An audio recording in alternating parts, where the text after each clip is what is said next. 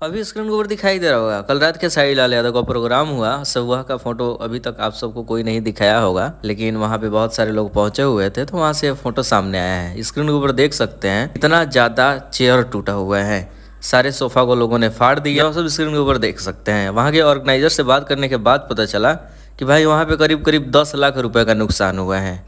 अब भरपाई किसे करना होगा? खेसारी लाल यादव तो करेंगे नहीं, खेसारी लाल यादव अपना पेमेंट लेकर चले गए होंगे। तो अब सबने देख लिया, अब क्या ही बोला जाए। चलो रात वाले स्टेज शो को भी देख लो हल्का सा, जब आ गए है वीडियो में। तो बोलबे ना करो, हम कुछ बोला तो फंस जाता है, विवाद हो जाता है 1 मिनट में हमारा बोली से। हाई लोग निमन लोग आइल बा यूट्यूब वाला लोग, हम कुछ बोला तो निमन का बतिया हटा देता है, अपनी उल्टा सीधा बोला तो आधा बतिया वो में लगा देता है। भीड़ के ना मिली निमन बात पर भीड़ मिली ना, एहू लोग के पता बा।